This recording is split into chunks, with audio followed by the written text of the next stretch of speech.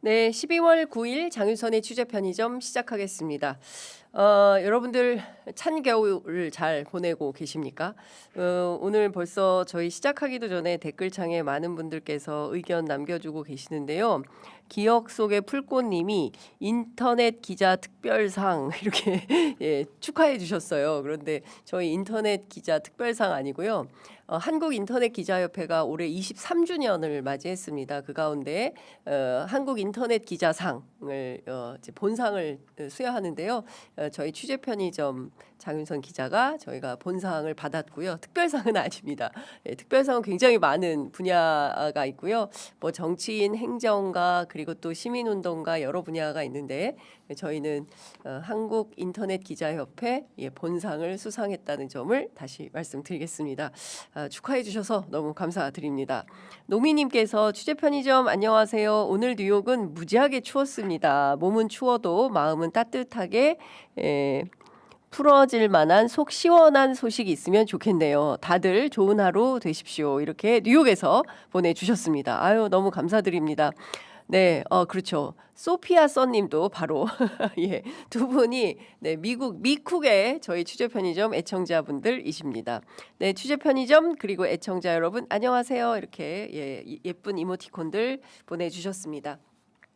그러게요. 좀 속이 시원한 소식들이 팍팍 있으면 좋겠는데, 네, 출발해 보도록 하겠습니다. 어제 처음으로 노상원 버거보살 노상원 씨가 내란숙의 윤석열 재판에 증인으로 출석했습니다. 그 영상 먼저 화면으로 만나보시겠습니다.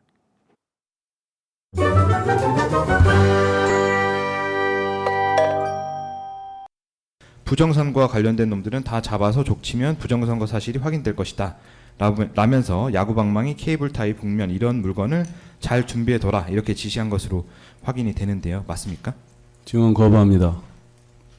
증인은 정모대령에게 준비하라고 한 물품이 준비되지 않아 질책을 한 것으로 확인되는데 맞습니까? 증언 거부합니다. 문상호 사령관의 진술에 따르면 증인은 11월 17일 오후경 롯데리아에서 위협하면 다 이야기할 거야 라고 말한 것으로 확인되는데요. 정모대령이 준비할 야구방망이 등의 물품을 위협용으로 사용할 생각이었나요? 증언 거부합니다. 선관 여기서 위협하면 다 이야기할 거야 여기서 무슨 이야기를 한다는 의미로 말씀을 하신 건가요? 위협하면 뭐라고요? 위협하면 다 이야기할 거야. 위협하면 다 얘기하나요 원래? 증언 거부합니다. 예, 175항 질문드립니다. 정모대령은 노상원이 야구방망이로 위협하면 다 분다라고 했었고 야구방망이를 노상원의 책상 위에 올려두라고도 했었습니다. 이런 취지로 증언을 했습니다. 정모대령의 진술이 맞습니까? 증언 거부합니다. 여기 대수장 교육이라고 말씀하셨는데요. 실제로 대수장 교육하셨어요? 그 아이가 11월 달에 사망해서 못했습니다. 원래 그때 하려고 했는데. 원래는 11월에 실제로 대수장에서 부정선거 의혹 관련 교육을 하려고 하셨다는 말씀이세요? 아니, 네, 이제 혼자 생각을 하고 허락을 받고 또 협조를 하고 해야 되는데 아이가 그때 무슨 좋지 않은 일이 있어서 못했어요. 그걸 가지고 뭐 계속 교육 안 했다고 그러시던데 그 나머지는 귀찮으니까 증언 거부하겠습니다.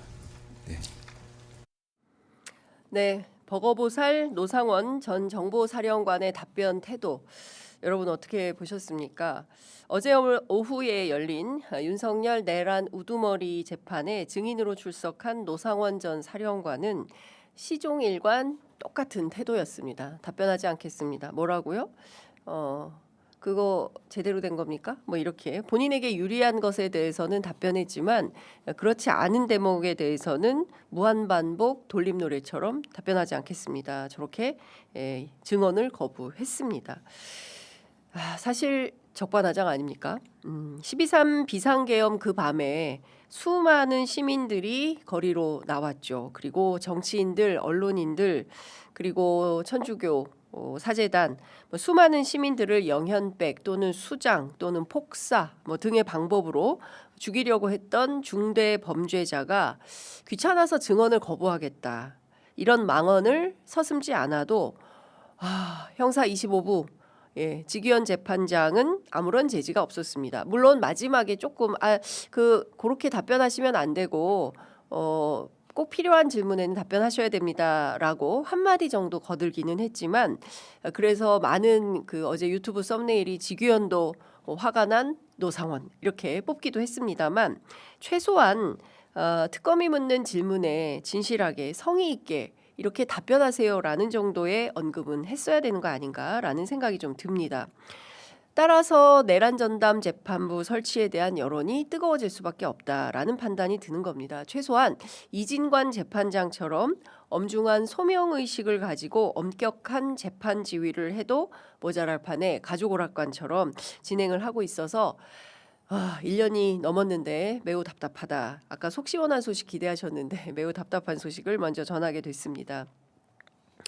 어찌됐든 노상원 수첩의 진실을 밝히기 위한 특검팀은 이번 재판 과정에서 노 전 사령관을 향해서 지난해 11월 17일 국방부 장관 공간에서 김용현 전 장관을 만난 것이 확인이 된다. 그 사실관계를 물었습니다. 왜냐? 중요한 포인트가 있거든요. 특검은 2023년 10월 군 장성 인사가 시작될 때부터 노상원, 김용현이 함께 비상계엄 계획에 돌입했던 것으로 보고 있기 때문에 그러합니다. 이거 물었더니 대뜸 노 전 사령관 이렇게 이야기합니다. 그날 공간 회의에 간 건 아이 사망과 관련해서 김 전 장관이 조화를 보내주고 위로해 주어서 감사하다고 말하러 갔던 것이다 라고 엉뚱하게 답을 하죠. 실제로 비상계엄과 관련한 회의를 위해서 간 거 아니냐라는 질문에 본인의 아이 얘기를 합니다. 그리고 부정선거 의혹에 대해서 대한민국 수호 예비역 장성단 줄여서 대수장이라고 하죠.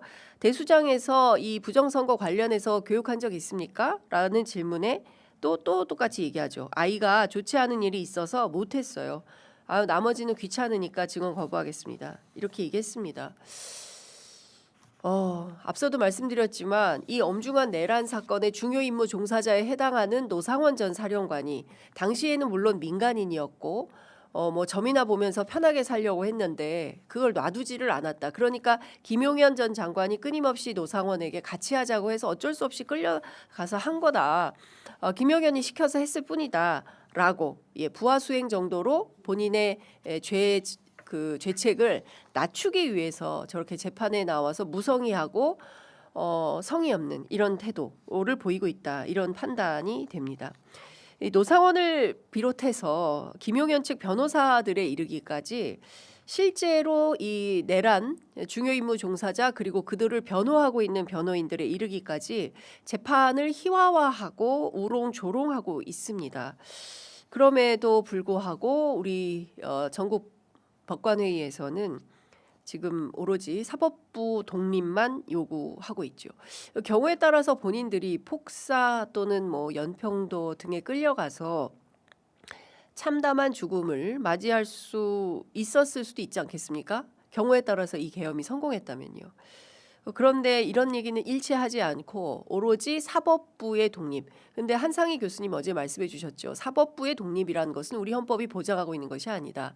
법관의 독립, 재판의 독립만 보장하고 있는 것이다. 그러니까 3,300명의 법관의 다종다기한 목소리들이 자유롭게 터져 나와야 되는데 전국 법관회의, 전국 법원장 회의 이렇게 하니까 검사들도 우리도 전국 검사회의 합시다라고 제안을 하는 정도로 황당무계한 주장들을 하고 있다. 이 법원 검찰 개혁을 도대체 어디부터 어떻게 해야 될지 답답한 생각마저 듭니다.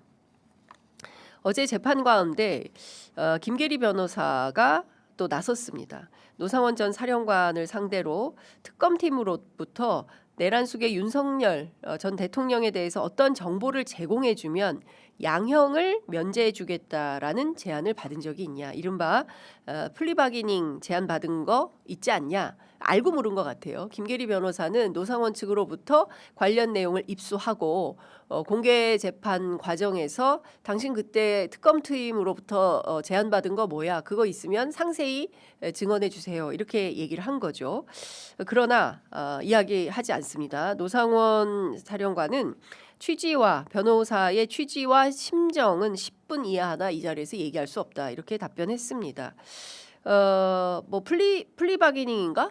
뭐 이런 법이 있다면서요. 수사 등에 조력하면 선처해 주는 거.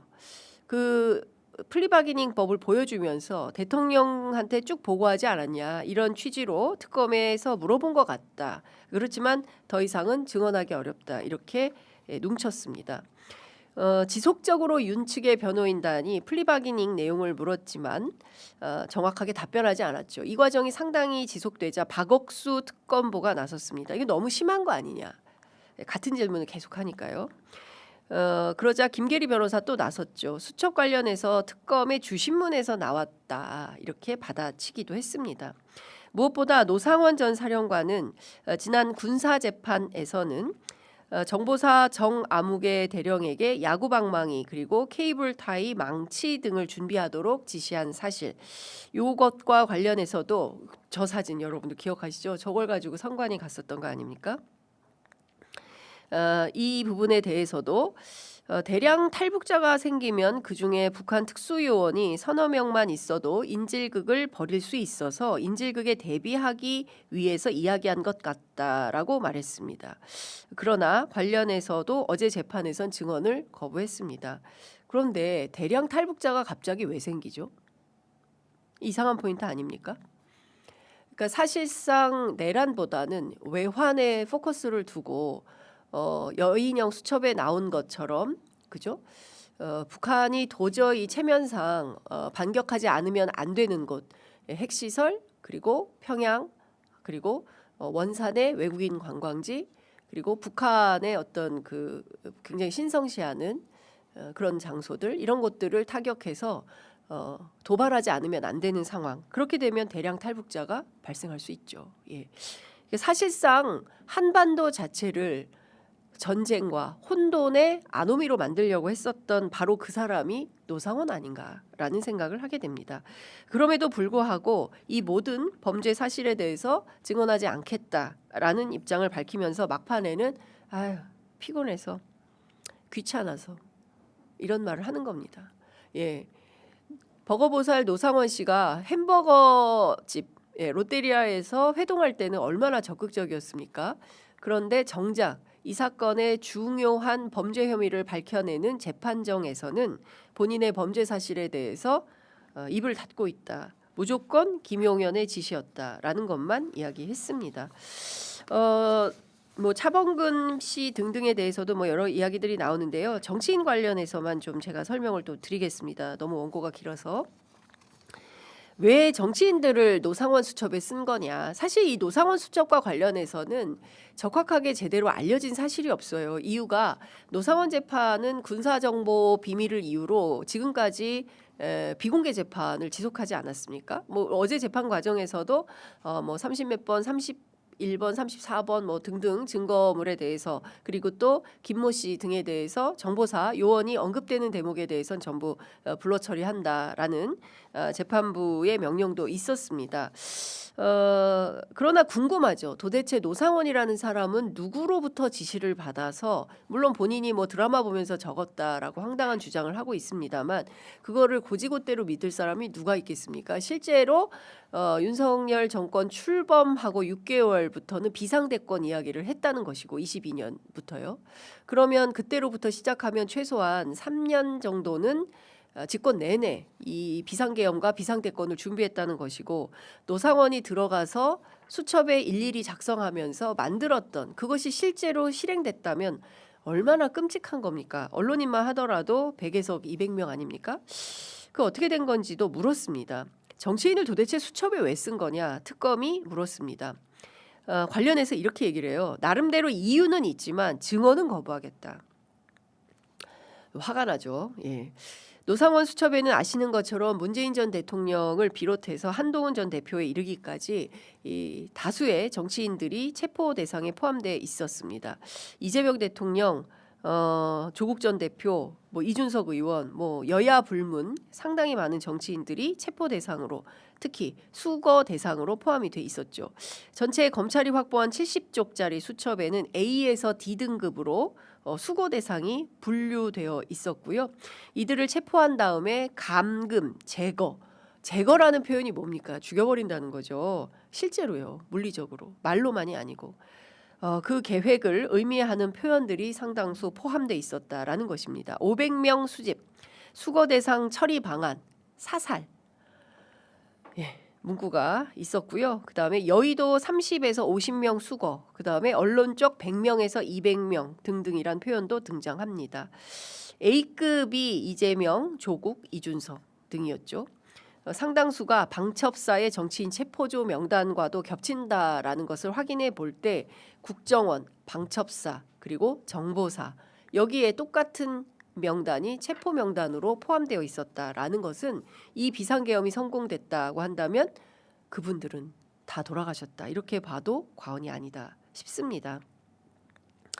판사들도 포함돼 있잖아요. 2023년 이재명 대표의 구속영장을 기각했던 유창훈 판사, 그리고 방송인 김어준, 김재동 씨, 그리고 차범근 전 감독, 그리고 대령에서 해병대 수사단장이라고 매묘해 둔 것은 필경, 박정훈 전 단장을 지목한 것이다. 이렇게 알려지고 있기도 합니다.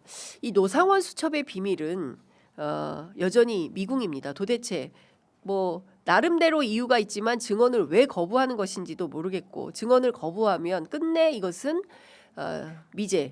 미궁으로 빠져드는 것인가 싶기도 합니다. 군사재판에서 밝혔던 바를 전 국민이 생중계로 지켜보는 재판에서 언급하지 않는 점, 귀찮다고 답변을 거부하는 행동, 노상원의 여죄는 앞으로도 계속 밝혀야 할 대목이 상당히 많다라는 생각이 좀 듭니다. 다음 준비한 소식 영상으로 만나보시겠습니다.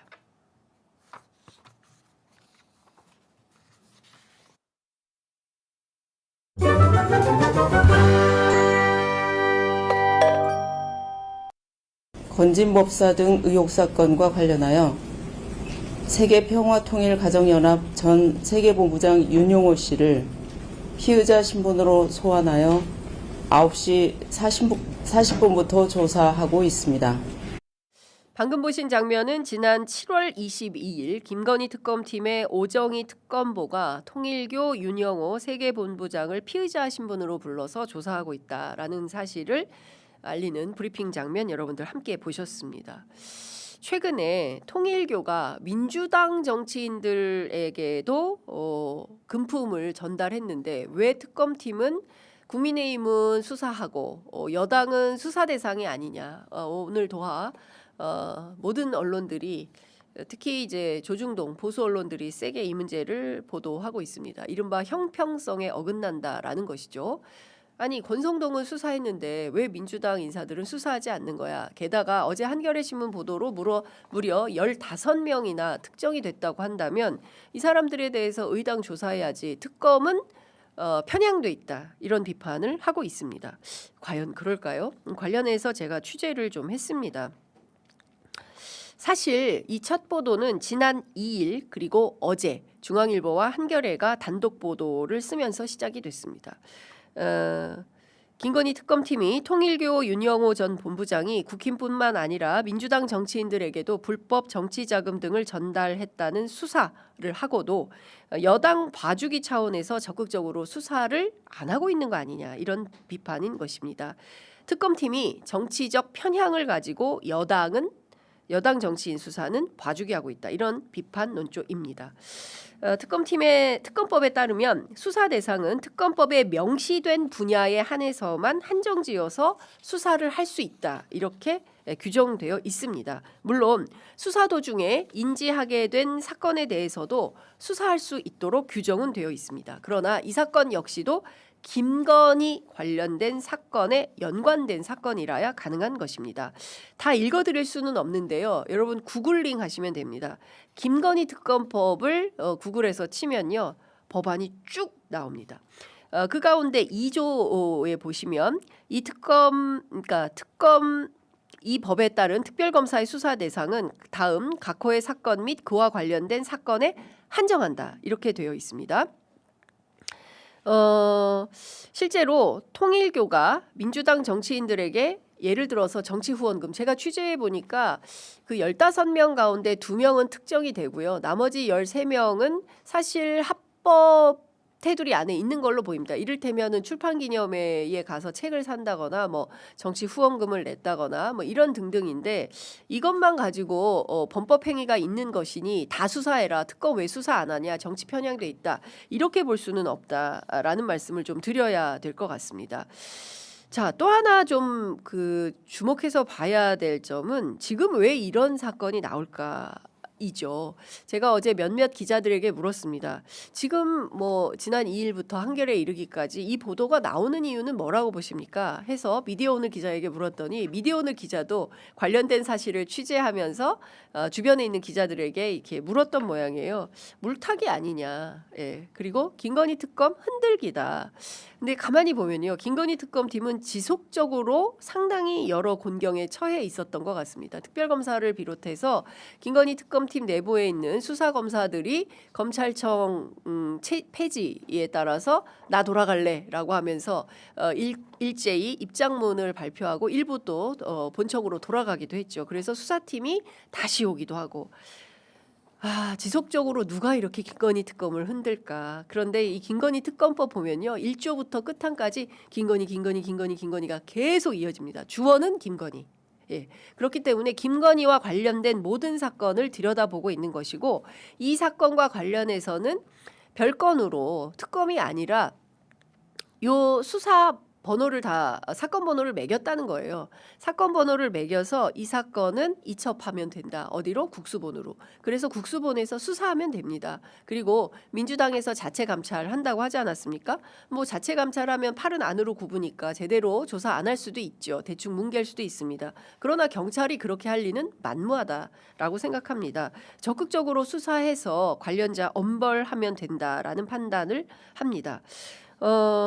대대적인 여론몰이를 합니다. 정치인 가운데는 한동훈 전 대표가 가장 적극적으로 특검을 공개 비판하고 있는데요. 이거야말로 구속사유다. 왜 민주당은 봐주기 하면서 수사하지 않느냐라고 지적을 하고 있습니다. 심지어 어제는 문화일보가 10여 명의 명단이 돌아다닌다라는 보도를 했는데요. 돌아다니면 저희한테도 와야 되거든요. 예, 최소한 기자들 사이에 밭글 형태로 아무개가 누구누구다라고 돌아다녀야 합니다. 근데 지금까지 그렇지는 않습니다. 물론 법조 기자들 중심으로 암암리에 다닐 수는 있지만 전방위적인 모든 기자들에게 보편적으로 돌아다니는 명단이 있는 것은 아니다.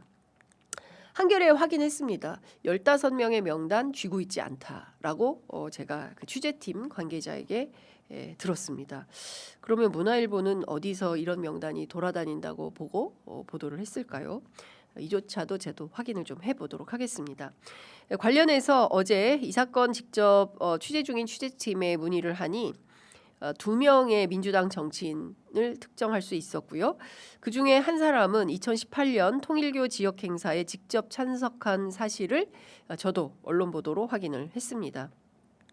특검팀이 확인한 바에 따르면 1,000만 원 상당의 시계 그리고 4천만 원 상당의 현금이 지원된 걸로 파악이 된다는 것인데요. 2018년의 사건이라고 한다면 공소시효가 지났다라는 얘기도 나옵니다. 또 다른 정치인은 평소 통일교와 친분이 있었다고 하는데요. 확인해 보니까 2016년부터 통일교의 여러 행사에 교우해온 언론 보도를 확인할 수 있었습니다. 관련해서 오늘 아침 나온 보도 중에 일부를 보면 민주당의 직함도 맡고 있었다라는 얘기도 나오죠. 그러니까 통일교 인사가 민주당의 당직을 맡은 그런 사실을 중앙일보가 보도해서 확인 보도를 했습니다. 당시 대표는 이재명 대표였다. 그러니까 이 모든 통일교 민주당이 금품수수한 일부 정치인들과 그리고